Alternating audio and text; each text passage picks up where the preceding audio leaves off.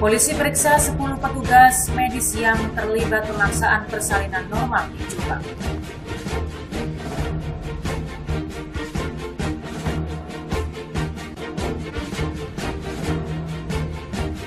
Pasca digerebek oleh warga Padepokan Nur Sejati di Desa Rejo Binangun, Kecamatan Kademangan, Kabupaten Blitar.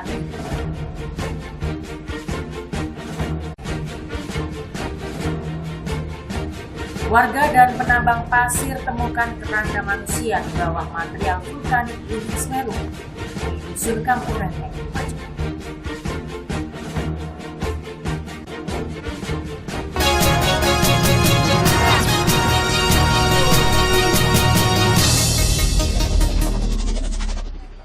Selamat pagi pemirsa, apa kabar Anda hari ini? Senang sekali saya Henti Kartika dapat kembali menyapa Anda dalam Kabar Pagi Jawa Timur. Inilah Kabar Pagi Jawa Timur selengkapnya.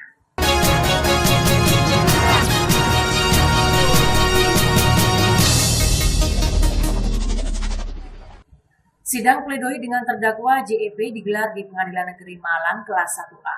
Sidang pledoi yang berjalan sekitar 5 jam lebih tersebut dilakukan secara online tanpa menghadirkan terdakwa dan berjalan tertutup.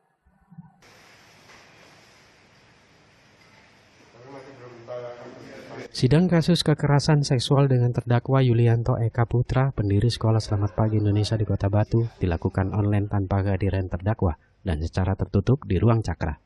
Sidang dengan agenda pledoi ini berjalan kurang lebih 5 jam, karena penasihat hukum membawa sekitar 1.000 halaman lebih pembelaan termasuk lampiran atas tuntutan jaksa penuntut umum dalam sidang sebelumnya.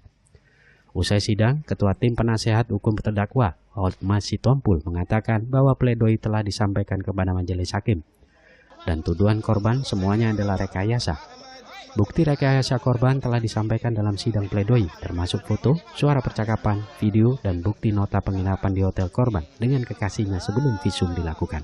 Ini ada 100 lebih siswa bahkan yang sudah lulus menyampaikan semua omongan pelapor, sebut aja namanya Syairin, itu tidak benar.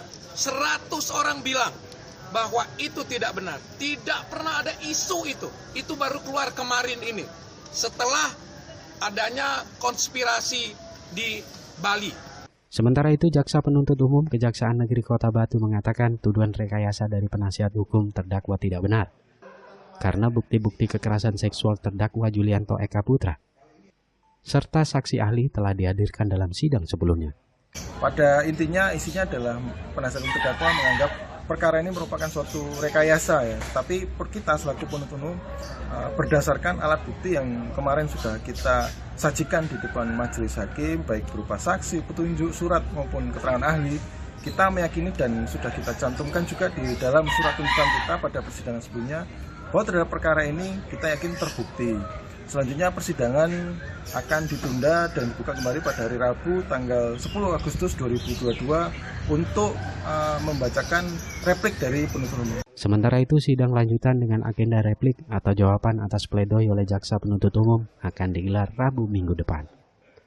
Dari Malang, Edi Cahyono, TV One mengabarkan. Polisi melakukan pemeriksaan terhadap 10 orang petugas medis yang terlibat dalam persalinan memaksa pasien melahirkan secara normal. Banyaknya jumlah terperiksa membuat proses pemeriksaan baru selesai malam hari.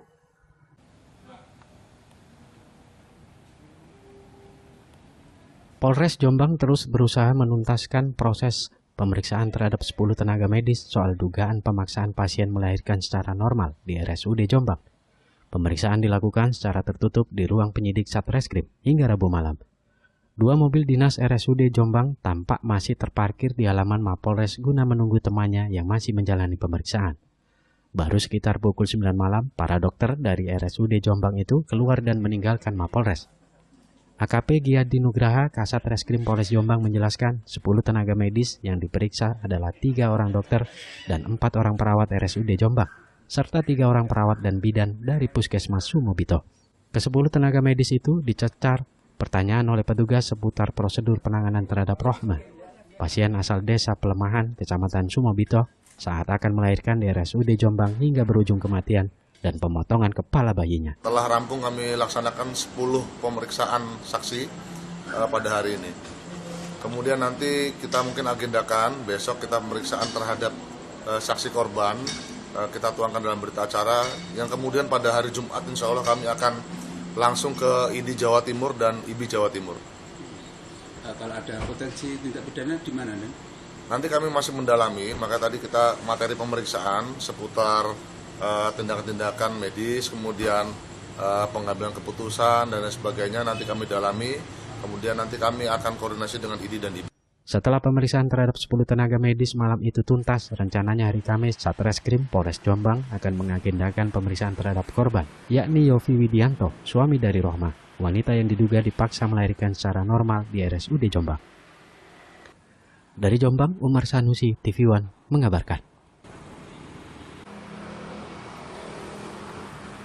Kami akan segera kembali dengan informasi.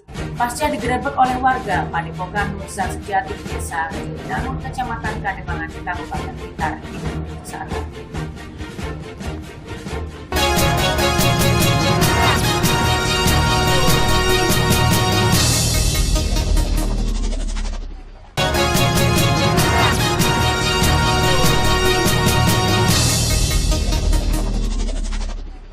Terima kasih Anda masih bersama kami. Petugas Dinas Lingkungan Hidup atau DLH Kota Surabaya mengambil sampel air sungai di Kajawan Putih Tambak yang dipenuhi busa sepanjang 1 km. Lurah setempat menyebut munculnya busa di sungai ini kerap terjadi saat musim kemarau, saat debit air kecil dan pompa air dioperasikan.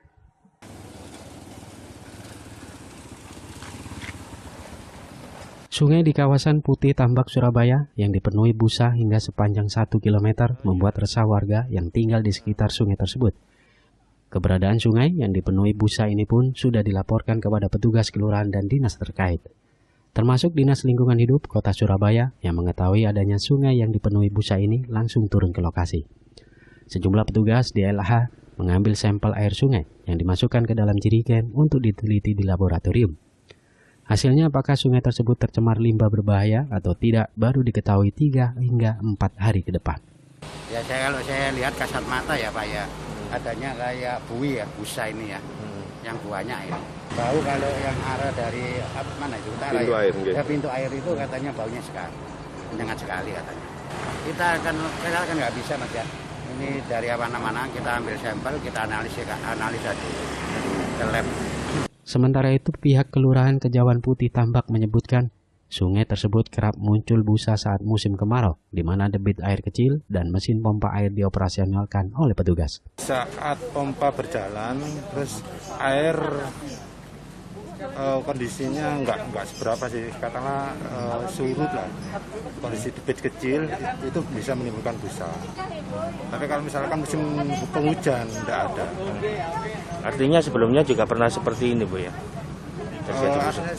Sering di saat kalau memang debitnya kecil, apalagi kemarau kayak gini, itu mudah muncul busa. Pihak kelurahan menghimbau kepada seluruh warga untuk tidak membuang limbah ke sungai.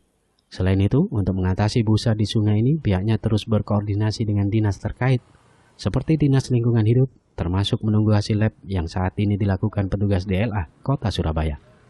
Dari Surabaya, Sandi Ruwanto, TV One, mengabarkan.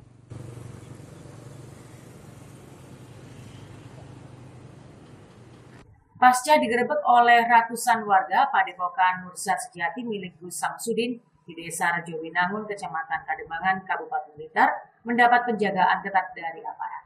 Dari hasil mediasi bersama warga, Padepokan pengobatan tersebut ditutup sementara.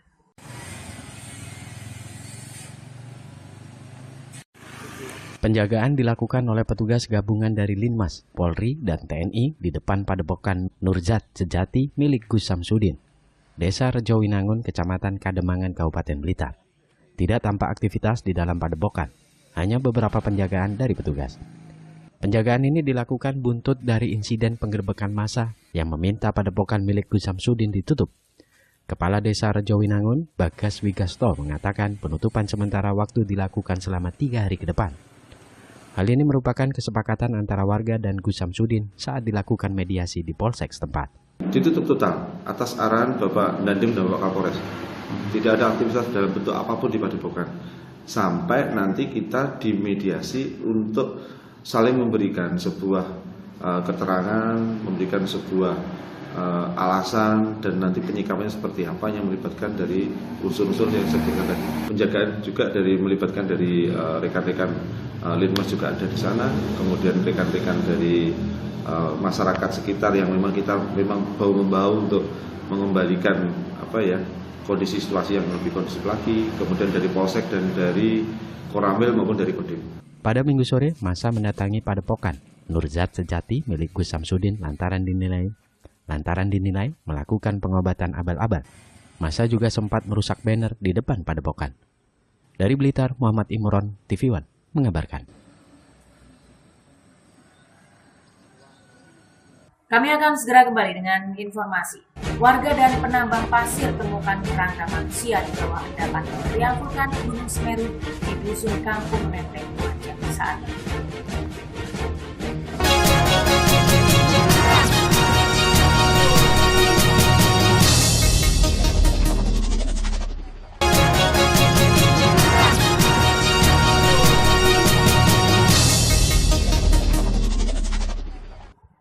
Terima kasih Anda masih bersama kami di Kabar Pagi Jawa Timur.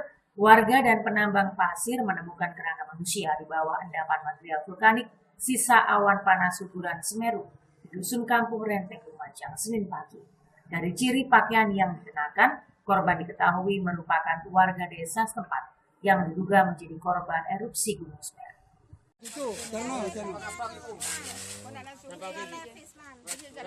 Pada video amatir yang direkam warga, terlihat sejumlah warga dan penambang pasir tengah melakukan penggalian endapan material vulkanik di areal persawahan Dusun Kamar Kanjang, Desa Sumberwulu, Kecamatan Candipuro, Lumajang, untuk mengambil kerangka manusia. Satu persatu tulang belulang dan pakaian korban diangkat dan dikumpulkan dari timbunan pasir. Salah satu warga akhirnya mengetahui jika kerangka tersebut adalah anggota keluarganya. Dugaan ini diperkuat dengan ciri kaos dan celana dalam milik korban yang telah dilaporkan hilang saat erupsi Gunung Semeru terjadi Desember tahun lalu. Jadi pada hari ini sekitar pukul 9 pagi kita menerima informasi dari relawan bahwa teman-teman penambang yang berada di daerah Kampung Renteng ini menemukan kerangka yang ada baju, juga ada pecahan uang sebesar 50.000. Dari identitas atau baju yang ditemukan oleh penambang, korban diduga atas nama Randy.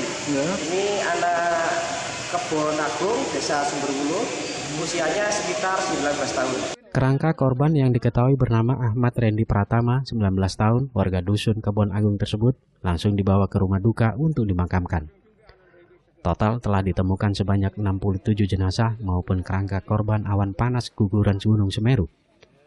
Sejumlah korban lainnya hingga kini dimungkinkan masih terkubur material vulkanik di sekitar Curah Koboan, Jembatan Perak, lokasi tambang Kamar Kanjang, dan di Dusun Kampung Renteng. Dari Lumajang, Wawan Sugiarto, TV One, mengabarkan. Kabar tadi sekaligus menjadi penutup Kabar Pagi Jawa Timur untuk hari ini. Mewakili kru yang bertugas, saya Henti Kartika mohon undur diri. Selamat berakhir pekan. Sampai jumpa.